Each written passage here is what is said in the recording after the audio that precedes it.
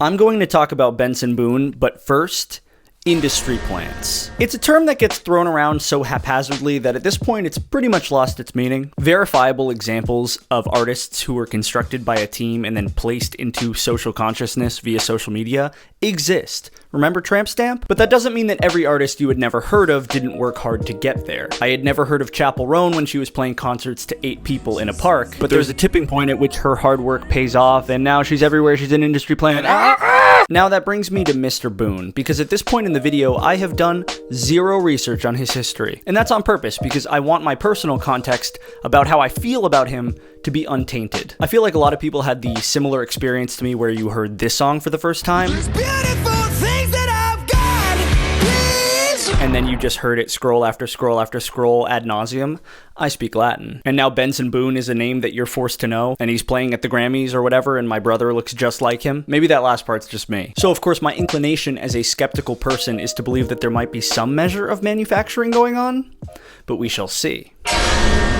So Benson Boone didn't appear out of nowhere from some super secret lab, but he also didn't really crawl out of the indie trenches, if you know what I mean. So I didn't realize that he actually came about from American Idol in 2021. He got the ticket to Hollywood and then voluntarily left. So right off the bat, it's not just the random kid on TikTok goes viral and then gets a record deal story. He had a national TV slot before any of us knew his name. But also, it kind of is that first thing, because supposedly, as a result of his TikTok posting, he caught the eye of Dan Reynolds, frontman of Imagine Dragons, and was signed to his label, which is under Warner Records, which is one of the biggest record labels of all time. So Benson Boone's debut single has Warner money behind it. So obviously it blew up. It shot to the top of Spotify's Today's Hits and Apple's Today's Music. I'm just making playlist names up, but you get what I mean, because that's the kind of rollout that usually has people on payroll for.